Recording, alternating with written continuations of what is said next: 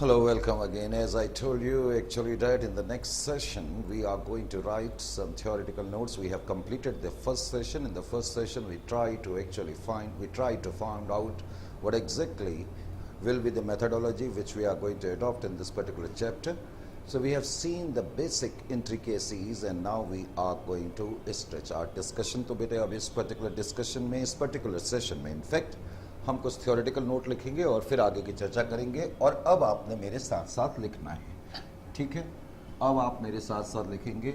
Sir ये note करने की ज़रूरत नहीं है बेटे, बिल्कुल भी ज़रूरत नहीं है, ठीक है? जब मैं आपको कोई चीज़ नोट करने के लिए बोलूँ तो आपने तब नोट करना है, नहीं तो नहीं करना, ठीक है? लाओ जी, बाय बैक ऑफ शेयर्स। अब हम जरा इसके बारे में थोड़ा सा नोट वोट लिख लेते हैं। तो बाय बैक ऑफ शेयर लिखना शुरू करें। Buy back of shares, buy back of shares, buy back of shares simply refers to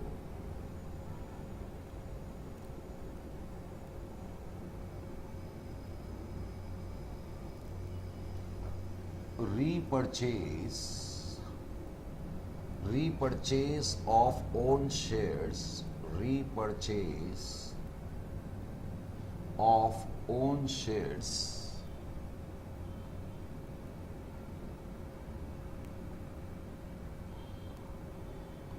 by an entity,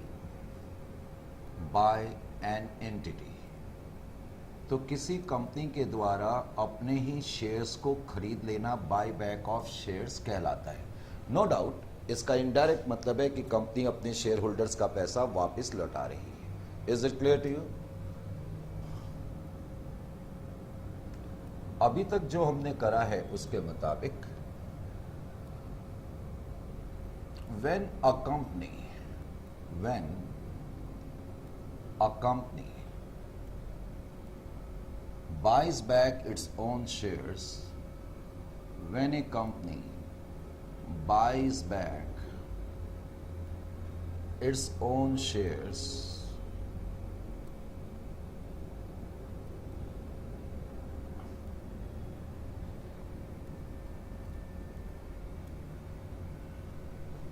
its capital base, इस कंपनी का जो कैपिटल बेस है जैसा कि मैंने कहा वो ऑल्टर हो जाता है। Its capital base gets altered, its capital base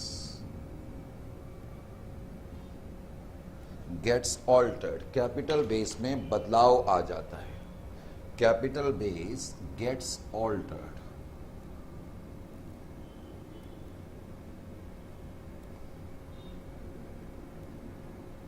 full stop. As a rule, comma, no entity can afford any changes in its capital structure. No company can afford any changes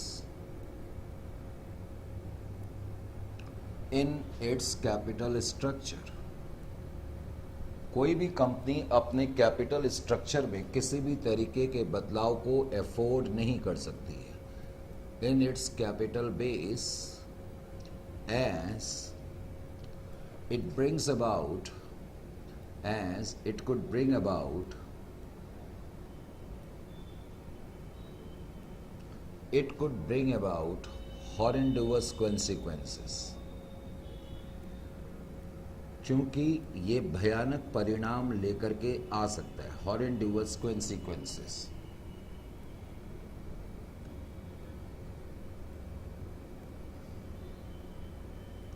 horrendous consequences, as such it becomes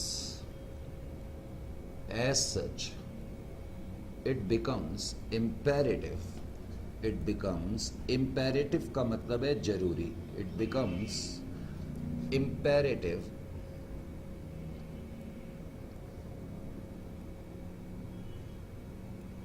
to restore capital base, ये जरूरी है कि हम अपनी capital base को restore करें। To restore capital base, to restore capital base, तो ये जरूरी हो जाता है कि हम अपने कैपिटल बेस को रेस्टोर करें। रेस्टोर का मतलब है बेटे ओरिजिनल लेवल पे लेकर के सामने आए, ओरिजिनल लेवल पे सामने लेकर के आए। Is it clear to you? To restore capital base.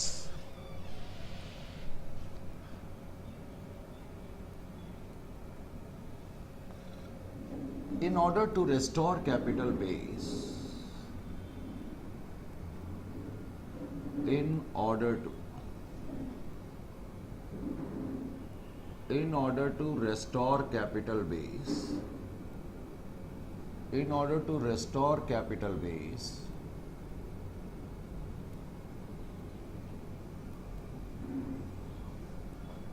entities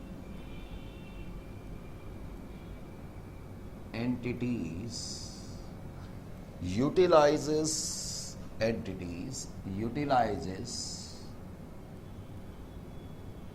its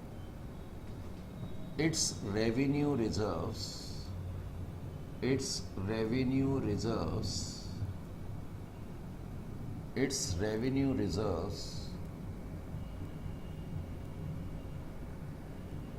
such as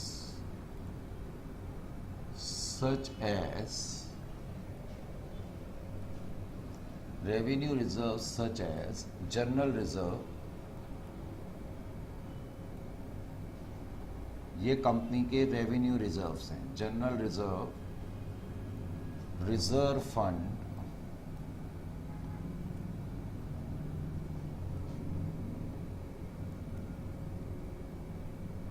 reserve fund, profit and loss account, dividend equalisation fund, dividend equalisation fund, dividend equalisation fund,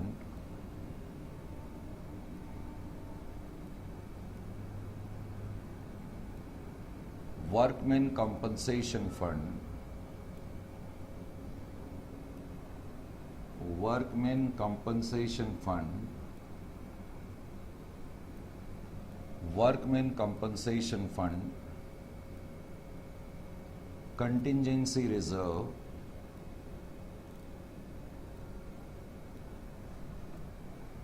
contingency reserves etcetera. तो अपने capital base को original level पे लाने के लिए हम अपने revenue nature के रिजर्व्स का इस्तेमाल करते हैं, इसमें तो किसी तरीके का डाउट नहीं है। However,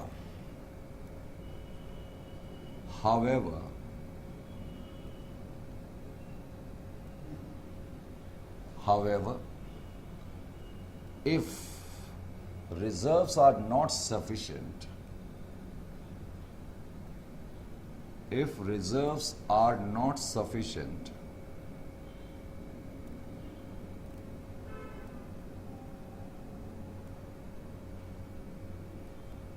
then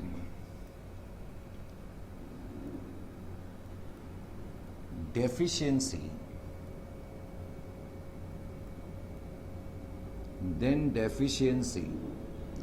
is met by issue of preference shares. Deficiency is met by issue of preference shares. लेकिन अगर हमारे रिजर्व सफिशिएंट नहीं हैं तो कंपनी क्या करती है, फ्रेश इशू करती है, फ्रेश भी लिख देते हैं, by fresh issue of preference shares. समझ में आ गया? अभी तक बेटे हमने यहीं तक करा था। अब आप क्या करेंगे, 2 पेज छोड़ देंगे, इस पेज को इंक्लूड करके टोटल 2 पेज आगे पीछे मिला करके, बल्कि 2.5 पेज आप छोड़ दो, क्योंकि हम आगे और भी थ्योरी साथ साथ लिखते रहेंगे। 2.5 पेज छोड़ने के बाद अब आप इस एग्जाम्पल को नोट करेंगे। लाइए जी, अब हम इस एग्जाम्पल को ले रहे हैं, पहला एग्जाम्पल है, तो इसको आपने लिख लिया है, पक्का लिख लिया 100%। चलो हम मान लेते हैं कि आपने लिख लिया। तो अब हम आगे की तरफ बढ़ते हैं।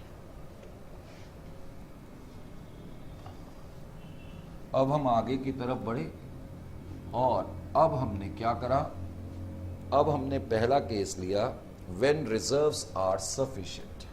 Correct. Example 1, example 1,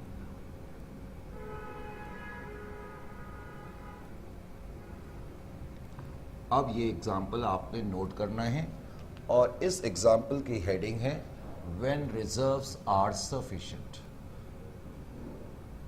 when reserves are sufficient. When reserves are sufficient. जब हमारे रिजर्व सफिशिएंट है। Correct. When reserves are sufficient. तो जब रिजर्व सफिशिएंट होंगे तब हम क्या करेंगे। एग्जाम्पल में लिखा है balance sheet of, balance sheet of 6 o'clock limited, balance sheet of 6 o'clock limited.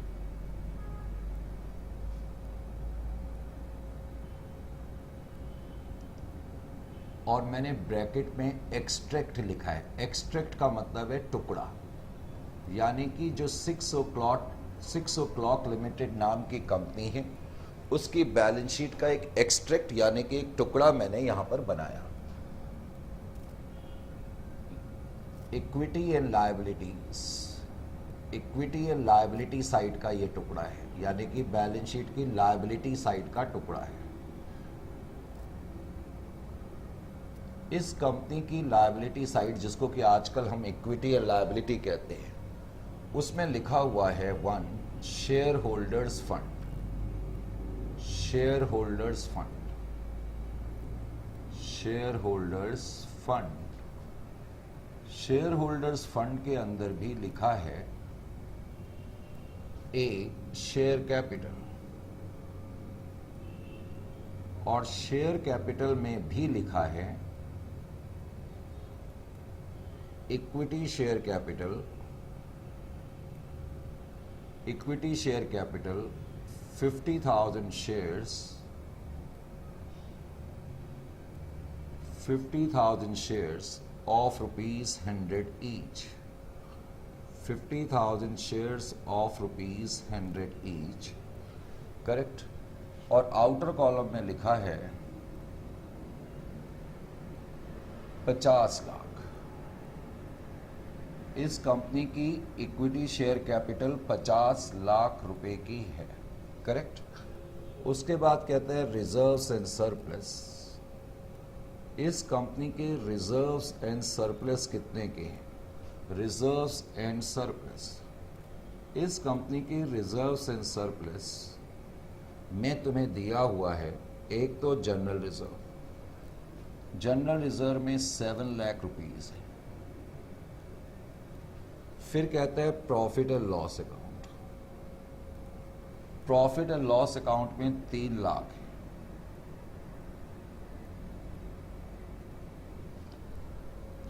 फिर कहता है dividend equalisation fund, dividend equalisation fund, dividend equalisation fund. Dividend equalisation fund में 2.5 लाख रुपए है। ये छोटी सी बैलेंस शीट है। करेक्ट। आगे कहता है on this date, on this date directors decide, on this date directors decide to buy back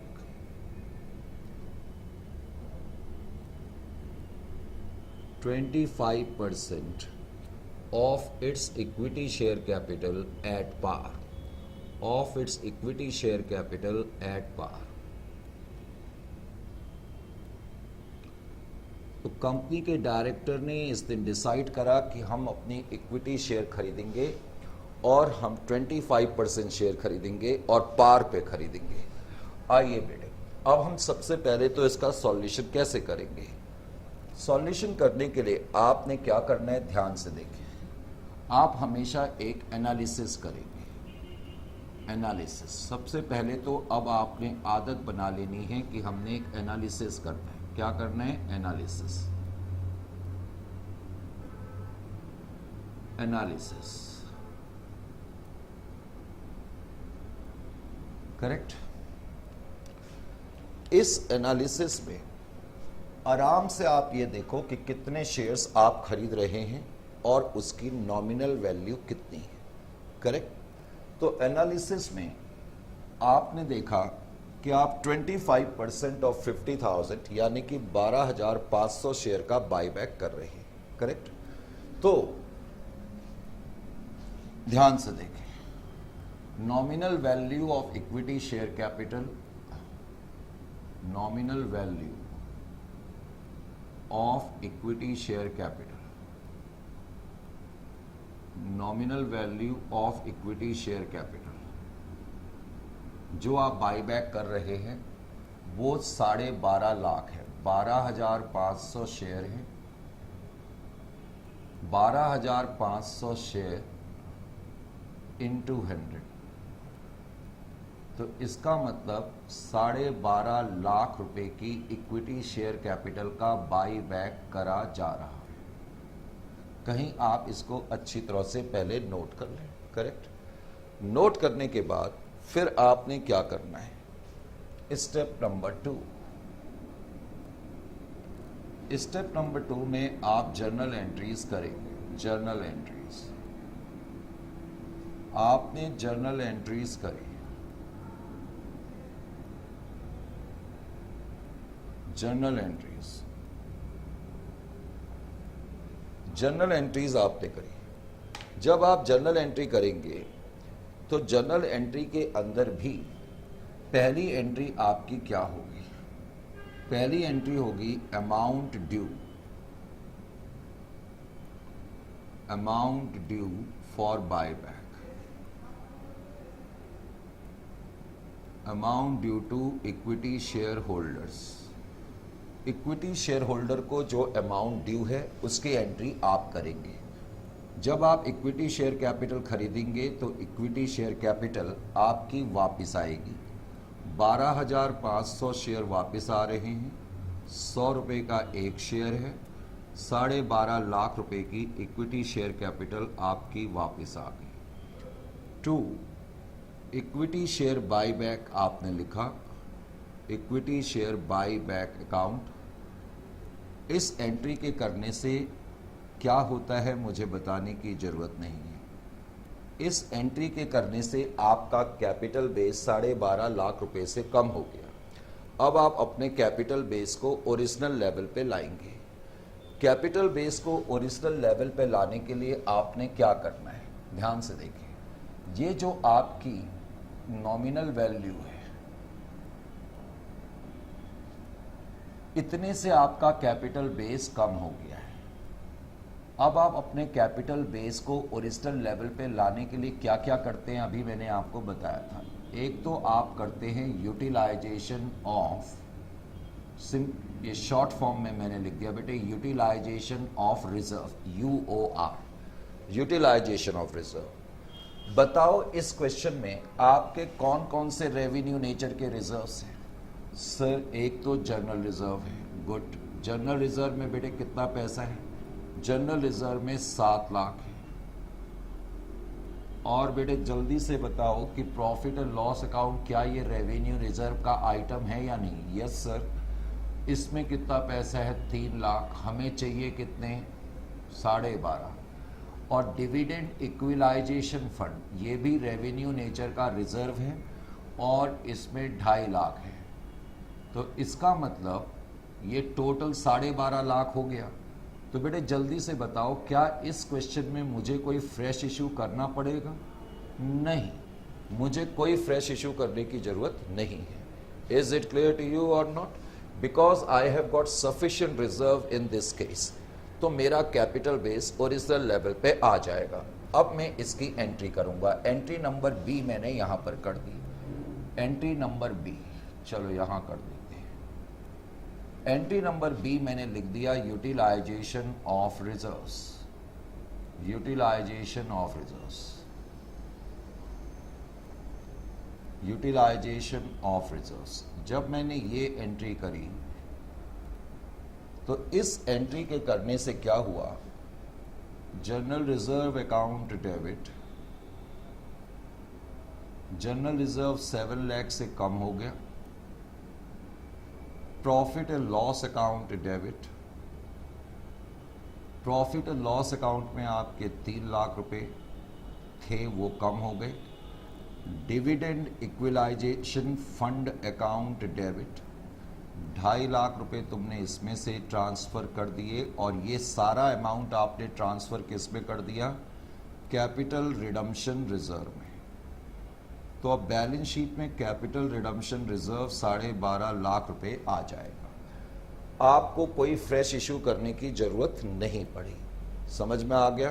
तो इस तरीके से अब आपका कैपिटल बेस ओरिजिनल लेवल पे पहुंच चुका है। जस्ट समझाने के लिए मैं देख रहा हूं स्क्रीन में कहां तक आ रहा है। Just post buy bank balance sheet, post buy bank balance sheet, post buy bank balance sheet. Just मैं ऐसे ही आपसे पूछना चाहता हूं, जल्दी से बताओ अब मेरी इक्विटी शेयर कैपिटल में कितना बैलेंस है? Sir equity share capital 50 lakh की थी और वो 12.5 लाख से कम हो गई, तो इक्विटी शेयर कैपिटल में 37,50,000 रुपीज का बैलेंस है। बिल्कुल ठीक। जल्दी से बताओ अब आपके रिजर्व से सरप्लस की क्या पोजीशन है? जनरल रिजर्व तो अब 0 हो गया या नहीं हो गया? बिल्कुल हो गया, क्योंकि पूरा आपने अमाउंट यूटिलाइज कर लिया। प्रॉफिट एंड लॉस अकाउंट भी 0 हो गया और डिविडेंड इक्विलाइजेशन फंड भी 0 हो गया, क्योंकि ये अमाउंट आपने यूटिलाइज कर ली है। लेकिन अब बैलेंस शीट में एक नया रिजर्व आ गया, कैपिटल रिडम्पशन रिजर्व 12.5 लाख का, जिससे आपका कैपिटल बेस ओरिजिनल लेवल पर आ गया है। समझ में आ गया?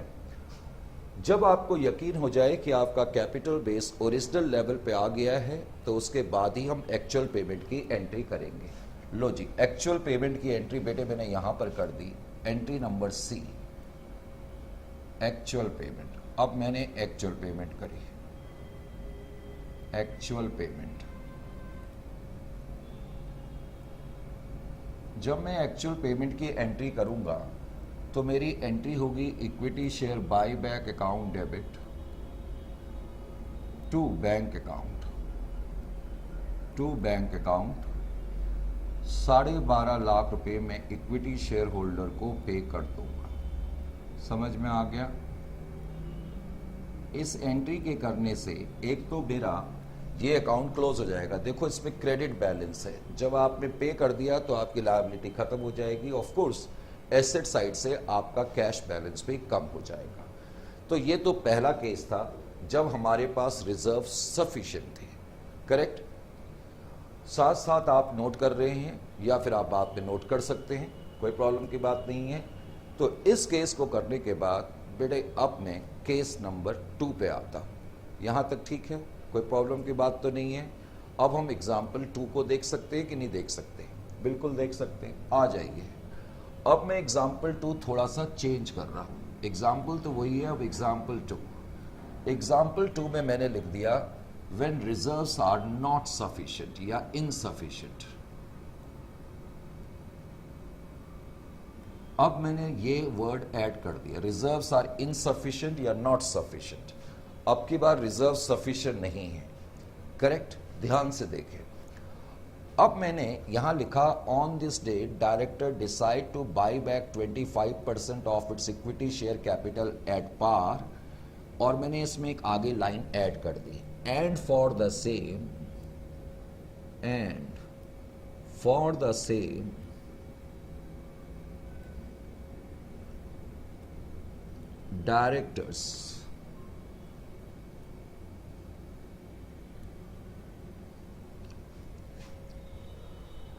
Directors sold out investments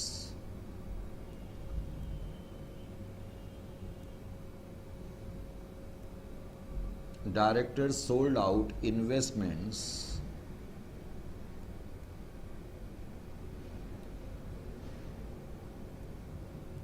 having book value of rupees 5 lakhs for 3 lakhs. लो जी, और मैंने इस क्वेश्चन में कंपनी का नाम भी चेंज कर दिया, बुक्स ऑफ 7 o'clock लिमिटेड। लो जी, सब कुछ सेम है, लेकिन अब मैंने इसको केस बना दिया reserves are not sufficient. Balance sheet बिल्कुल सेम है, लेकिन मैंने नीचे ये लाइन ऐड कर दी। ध्यान से सुने, मैंने आपको बताया कि सबसे पहले हम क्या करते हैं। सबसे पहले, अब ये एग्जाम्पल 2 का सॉल्यूशन है। सबसे पहले हम एनालिसिस करेंगे, जिसमें ध्यान से देखेंगे कि कितने शेयर का बाईबैक कर रहे हैं, बिकॉज वही क्वेश्चन है। तो 25% ऑफ 50,000 12,500 शेयर का बाईबैक है, 100 रुपए का एक शेयर है, तो नॉमिनल वैल्यू 12,50,000 की है। करेक्ट, ये मैंने लिख के अभी छोड़ दिया और मैंने ये एंट्री करी, equity share capital account debit to equity share buyback account. पहली एंट्री करने के बाद अब हमेशा ध्यान रखना है, इस एंट्री को करने के बाद अगर क्वेश्चन में किसी एसेट को बेचने से रिलेटेड इंफॉर्मेशन है तो पहले आप उस बेचने की एंट्री करोगे। अगर क्वेश्चन में किसी एसेट को बेचने से रिलेटेड इंफॉर्मेशन है तो पहले आप उस एसेट को बेचने की एंट्री करेंगे। और बेटे आपकी एंट्री क्या हो गई? Entry number B, sale of investment. कभी भी क्वेश्चन में किसी एसेट को बेचने से रिलेटेड कोई इंफॉर्मेशन होगी तो पहले तो आप उस एसेट को बेचने की एंट्री करेंगे। लो जी, आपने उस एसेट को बेचने की एंट्री कर दी। 5 लाख की इन्वेस्टमेंट थी, उसको तुमने 3 लाख में बेचा। इस एंट्री के करने से क्या हुआ? एक तो आपका बैंक का बैलेंस 3 लाख रुपए से बढ़ गया क्योंकि आपने 3 लाख में बेचा, लेकिन आपको लॉस भी हो गया क्योंकि 5 लाख की इन्वेस्टमेंट थी एंड 2 इन्वेस्टमेंट अकाउंट, और 5 लाख की इन्वेस्टमेंट आपकी बाहर चली गई।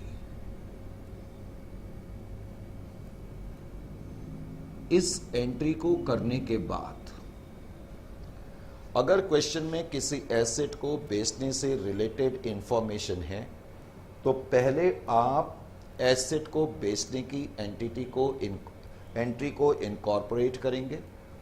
इनकॉर्पोरेट करने के बाद अब आप क्या करेंगे? अब आप अपनी इस वर्किंग पे आएंगे। करेक्ट, लाइए जी, आपका कैपिटल बेस 12.5 लाख से कम हो गया था। करेक्ट, अब आप अपने कैपिटल बेस को ओरिजिनल लेवल पे लाने के लिए पहले तो क्या करोगे? रेवेन्यू नेचर के रिजर्व्स का इस्तेमाल करोगे। लाइए फिर हम इस्तेमाल करना शुरू करते हैं। बताओ बेटे, जनरल रिजर्व में कितना बैलेंस है? सर, जनरल रिजर्व में बैलेंस जो है 7 लाख है।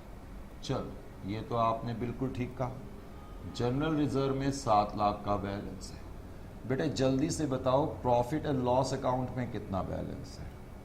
Sir, profit and loss account में 3 लाख का बैलेंस है। नहीं, प्रॉफिट एंड लॉस अकाउंट में 3 लाख का बैलेंस था, लेकिन जब आपने ये एंट्री करी आपको लॉस हो गया 2 लाख का, तो जिसकी वजह से हम कह सकते हैं कि प्रॉफिट एंड लॉस अकाउंट में केवल 1 लाख का बैलेंस है।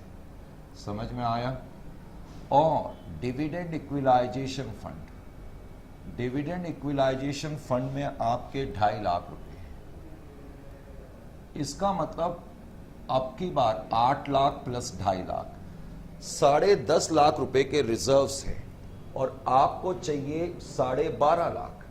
तो इसका मतलब 2 लाख की डेफिशिएंसी है, तो डेफिशिएंसी आप फ्रेश इशू से पूरा करेंगे। यानी कि अब की बार आपके पास रिजर्व सफिशिएंट नहीं है, तो इसलिए आप डेफिशिएंसी को पूरा करेंगे कैसे? फ्रेश इशू कर करके।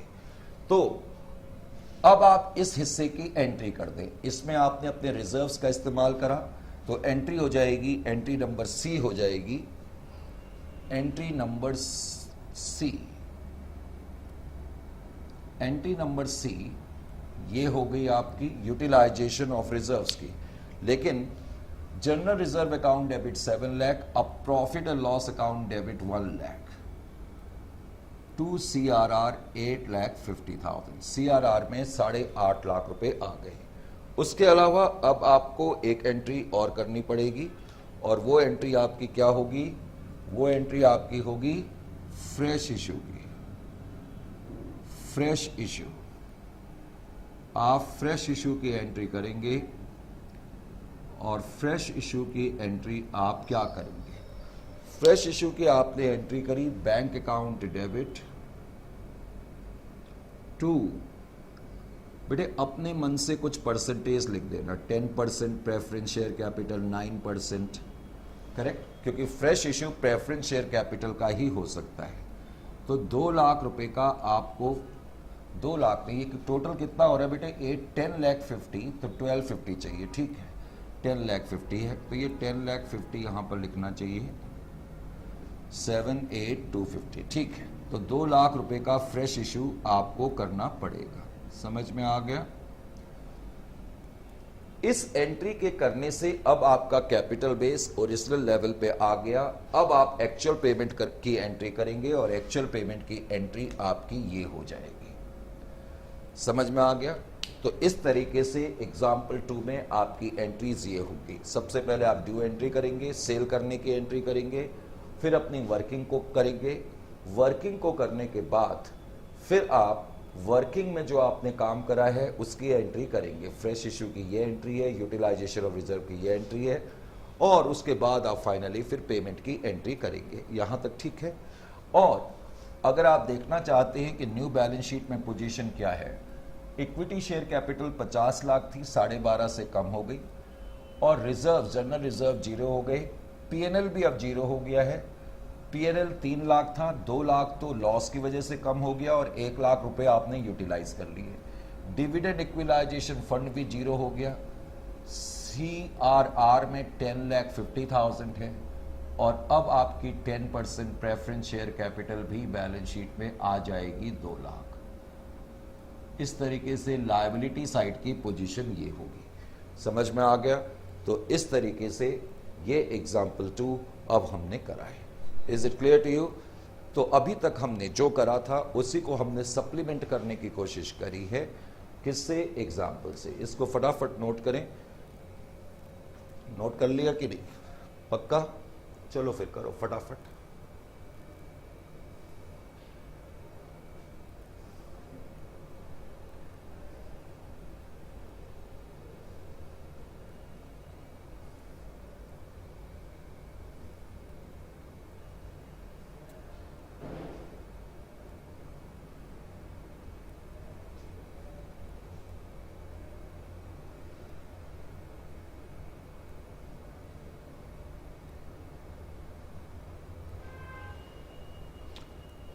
चलिए जी, अब एग्जाम्पल 3 पे आते हैं। ठीक है, एग्जाम्पल 3।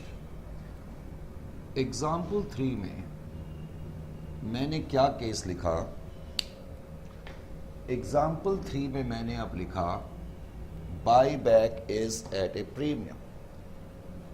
एग्जाम्पल 3 में हमने लिखा buy back is at a premium.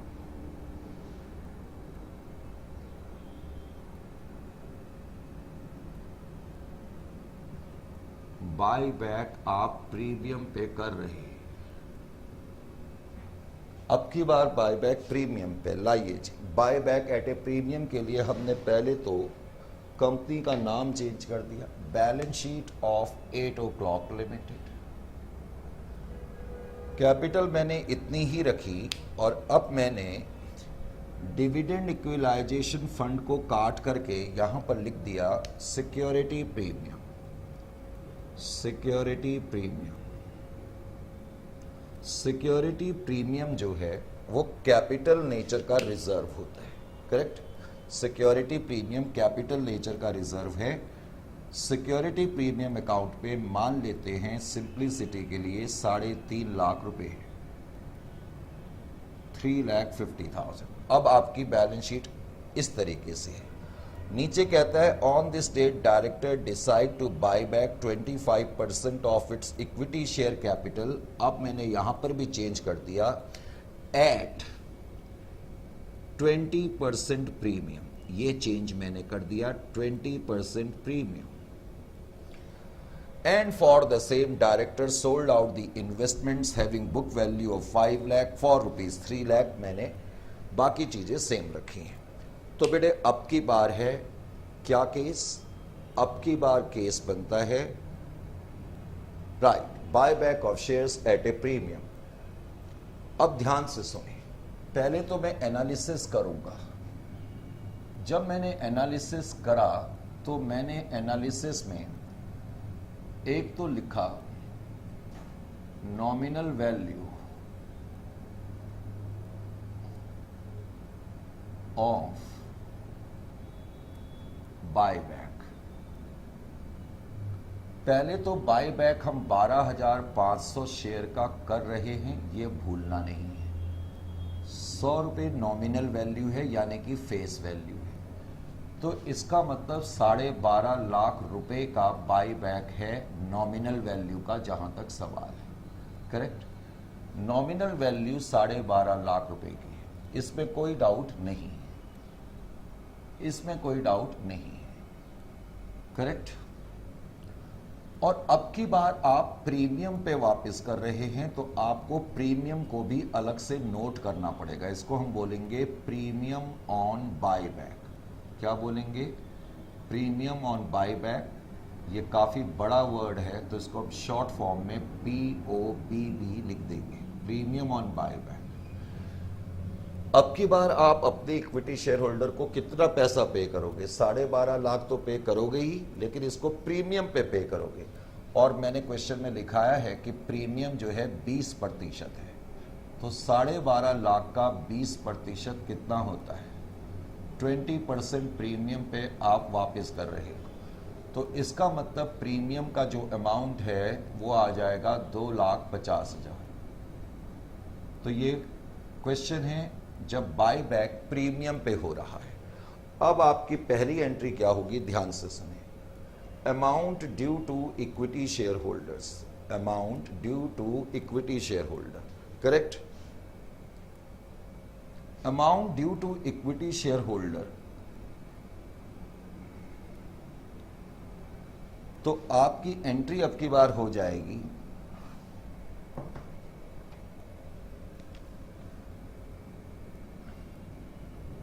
Amount due to equity share holders. लो जी, इसकी एंट्री क्या हो जाएगी? ध्यान से सुने। इसकी एंट्री हो जाएगी equity share capital account debit. 12,500 share आपके पास वापस आ रहे हैं 100 रुपये वाले, तो इसका मतलब 12.5 लाख रुपए से आपकी इक्विटी शेयर कैपिटल कम होगी। लेकिन अब की बार आप प्रीमियम पे वापस करेंगे। प्रीमियम ऑन रिडम्पशन नहीं लिखना है, premium on by back account, और प्रीमियम ऑन बाय बैक है 2.5 लाख रुपए। इसका मतलब आप अपने इक्विटी शेयर होल्डर को अब की बार इतना पैसा वापस करोगे to equity share buy back account, 15 lakh. बेटे ये करेंगे या नहीं करेंगे? सर बिल्कुल करेंगे। तो आपकी पहली एंट्री तो अब की बार ये हो जाएगी। Is it clear to you? यहां तक कोई प्रॉब्लम तो नहीं है? सर बिल्कुल भी नहीं है। अब बेटे मेरी आपको एक एडवाइस है, वो एडवाइस ये है कि प्रीमियम ऑन बाय बैक को आप जितना जल्दी हो सके राइट ऑफ कर सकते हो। मैं ये नहीं कह रहा कि इसको सेकेंड एंट्री में ही राइट ऑफ करना जरूरी होता है, ऐसा कोई रूल नहीं है। आप सबसे लास्ट में राइट ऑफ करो, कोई प्रॉब्लम नहीं है। लेकिन मैं फिर भी ये चाहूंगा कि अगर कभी क्वेश्चन में बाय बैक प्रीमियम पे हो रहा होगा तो आपकी सेकेंड एंट्री तब क्या हो जाएगी? Writing of writing of premium on buyback. ये प्रीमियम ऑन बायबैक को आपको जितना जल्दी हो सके राइट ऑफ कर देना चाहिए। समझ में आया? प्रीमियम ऑन बायबैक को जितना जल्दी हो सके राइट ऑफ कर देना चाहिए। अब एक बड़ा पॉइंट सुने, जो ये प्रीमियम ऑन बायबैक है, सबको मालूम है ये कैपिटल नेचर का लॉस है। एक तो रेवेन्यू नेचर के लॉस होते हैं और एक कैपिटल नेचर के लॉसेस होते हैं। समझ में आया? इसका ताल्लुक शेयर कैपिटल से। कोई भी ऐसा लॉस जो बिजनेस की ट्रेडिंग एक्टिविटी से होता है, जैसे मैंने बिजनेस के लिए जो सामान परचेज करे थे उनको लॉस में बेचा, तो वो रेवेन्यू नेचर का लॉस है। लेकिन इस लॉस का ताल्लुक ट्रेडिंग एक्टिविटी से नहीं है।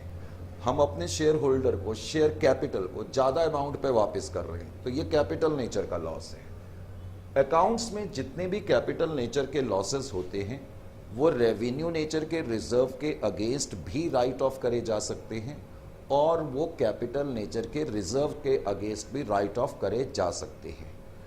लेकिन प्राथमिकता देनी चाहिए कैपिटल नेचर के रिजर्व्स को। जब भी किसी कैपिटल नेचर के लॉस को राइट ऑफ करना हो तो प्राथमिकता या प्रेफरेंस कैपिटल नेचर के रिजर्व को देनी चाहिए। अगर आपके कैपिटल नेचर का कोई रिजर्व है और उसमें कोई बैलेंस है तो उसका यूज करना चाहिए इस लॉस को राइट ऑफ करने के लिए। मैं यहां पर लिख भी रहा हूं, मैंने क्या लिखा यहां पर ध्यान से देखें। प्रीमियम ऑन बायबैक से रिलेटेड अभी आपको लिखने की जरूरत नहीं है, वैसे मैंने यहां पर लिख दिया। Premium on buyback, premium on buyback is a capital loss. पहले तो ये कैपिटल लॉस है, ये भूलना नहीं। Is a capital loss. It can be written off, it can be written off against, इसको हम राइट ऑफ कर सकते हैं against revenue as well as capital nature reserves, as well as capital nature reserves, capital nature reserves, capital nature reserves. However,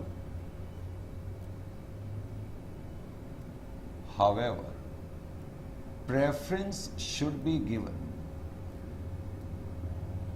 preference should be given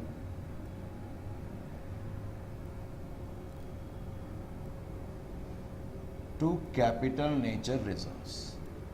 preference capital nature के reserves को देनी चाहिए, capital nature reserves, ये point है।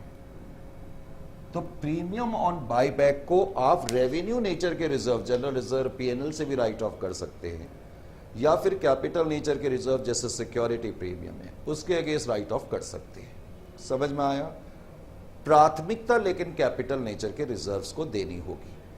जैसे कि इस question में सिक्योरिटी प्रीमियम में बैलेंस है और 3.5 लाख का बैलेंस है, मुझे 2.5 लाख रुपए चाहिए इसको राइट ऑफ करने के लिए। तो मैं एक एंट्री लिख दूंगा, सिक्योरिटी प्रीमियम अकाउंट डेबिट। बेटे सिक्योरिटी प्रीमियम जो बैलेंस शीट में मौजूद है वो कैपिटल नेचर का रिजर्व है। सिक्योरिटी प्रीमियम से मैंने इसको राइट ऑफ कर दिया, राइट ऑफ। ये डेबिट है तो मैंने इसको क्रेडिट कर करके खत्म कर दिया। प्रीमियम ऑन बायबैक अकाउंट, और प्रीमियम ऑन बायबैक जो है वो 2.5 लाख रुपए का है। तो प्रीमियम ऑन बायबैक 2.5 लाख रुपए मैंने राइट ऑफ कर दिए सिक्योरिटी प्रीमियम से।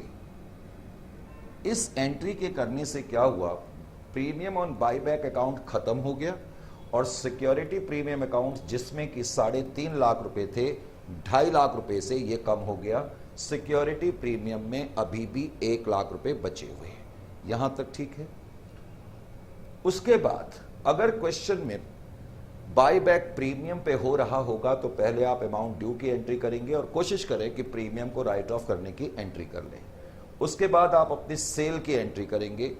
इस क्वेश्चन में भी मैंने लिखाया हुआ है कि 5 लाख की इन्वेस्टमेंट को 3 लाख में बेचा। जब एसेट को बेचने की एंट्री हो गई तो अब आप अपने कैपिटल बेस को रेस्टोर करने की कोशिश करें। जब हम अपने कैपिटल बेस को रेस्टोर करते हैं तो हमेशा नॉमिनल वैल्यू को ही देखना है बेटे, क्योंकि आपका कैपिटल बेस तो 12.5 से ही कम हो रहा है ना। आप देख रहे हो इक्विटी शेयर कैपिटल तो 12.5 से ही कम हो रही है। भले ही आप 15 लाख रुपए वापस करोगे, लेकिन आपकी इक्विटी शेयर कैपिटल तो 12.5 से ही कम है। तो इसका मतलब कैपिटल बेस जो है वो आपका 12.5 लाख से कम हो रहा है। अपने कैपिटल बेस को ओरिजिनल लेवल पे लाने के लिए हम क्या क्या करते हैं, अब कई बार ये बताया जा चुका है। एक तो हम यूटिलाइजेशन ऑफ रिजर्व्स करते हैं, यूटिलाइजेशन ऑफ रिजर्व्स, और जरूरत पड़ती है तो हम फ्रेश इशू भी करते हैं। अब इसमें एक बड़ा इंपॉर्टेंट पॉइंट है, वो आपको याद रखना होगा। कुछ देर पहले मैंने कहा कि जो हम यूटिलाइजेशन ऑफ रिजर्व्स करते हैं वो केवल रेवेन्यू नेचर के रिजर्व्स ही करते हैं। मैंने खुद थोड़ी देर पहले कहा, लेकिन इसमें एक अपवाद है, एक छोटी सी एक्सेप्शन है। वैसे तो आप केवल और केवल रेवेन्यू नेचर के रिजर्व्स का ही इस्तेमाल कर सकते हो, लेकिन अगर आपके सिक्योरिटी प्रीमियम अकाउंट में सरप्लस बैलेंस है तो उसका भी इस्तेमाल कर सकते हो। जैसे कि आपके सिक्योरिटी प्रीमियम अकाउंट में 3.5 लाख रुपए थे, 2.5 लाख रुपए तो इस्तेमाल हो गए प्रीमियम ऑन बायबैक को राइट ऑफ करने में, तो 1 लाख रुपए का तो बैलेंस इसमें बचा हुआ है ना, तो आप इसका भी इस्तेमाल कर सकते हैं।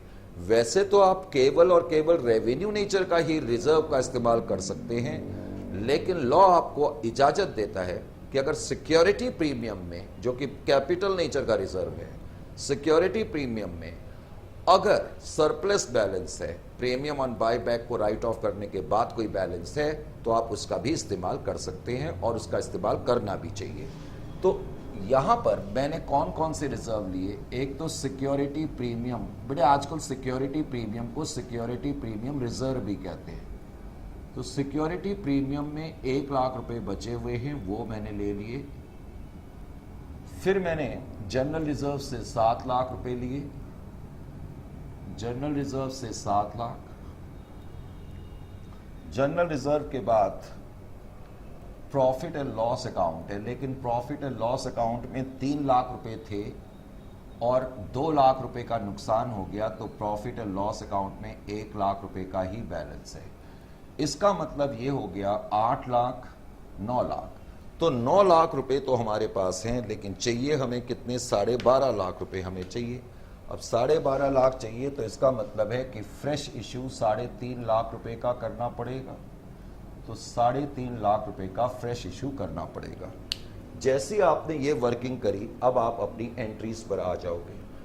अब की बार एंट्री नंबर सी जो है आपकी सेल ऑफ इन्वेस्टमेंट की है, तो एंट्री नंबर डी आपकी ये हो जाएगी यूटिलाइजेशन ऑफ रिजर्व्स की। रिजर्व्स जो आपने इस्तेमाल करे हैं, एक तो सिक्योरिटी प्रीमियम का आपने इस्तेमाल करा 1 लाख रुपए का, उसके बाद आपने जनरल रिजर्व का इस्तेमाल करा है 7 लाख का, उसके बाद आपने इस्तेमाल करा है प्रॉफिट एंड लॉस अकाउंट का, प्रॉफिट एंड लॉस अकाउंट का आपने इस्तेमाल करा 1 लाख का। तो इस तरह से 9 लाख रुपए आपके कैपिटल रिडम्पशन रिजर्व में आ गए। Is it clear to you?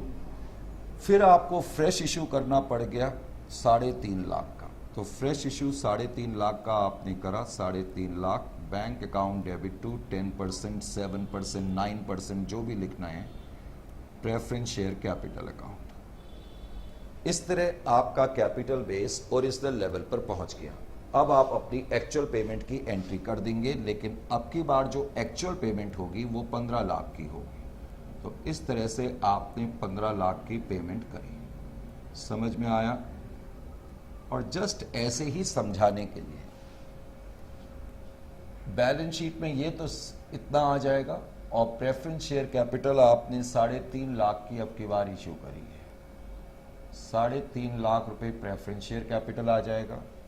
General reserve में 0 बैलेंस है, प्रॉफिट एंड लॉस अकाउंट में 0 बैलेंस है, और उसके अलावा सिक्योरिटी प्रीमियम में भी अब 0 बैलेंस है, और CRR अकाउंट में कुछ बैलेंस आ जाएगा 9 लाख का।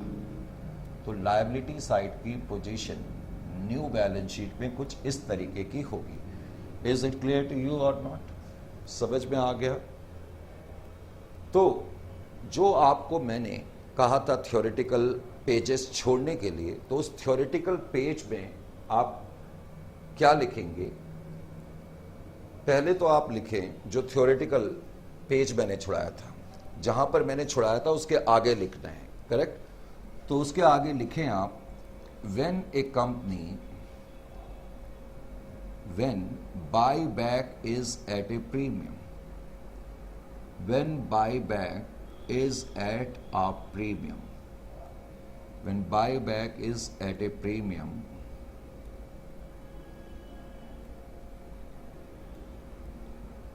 in that case,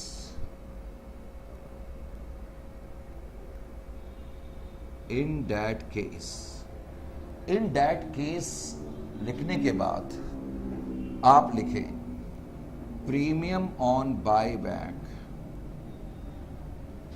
must be written off,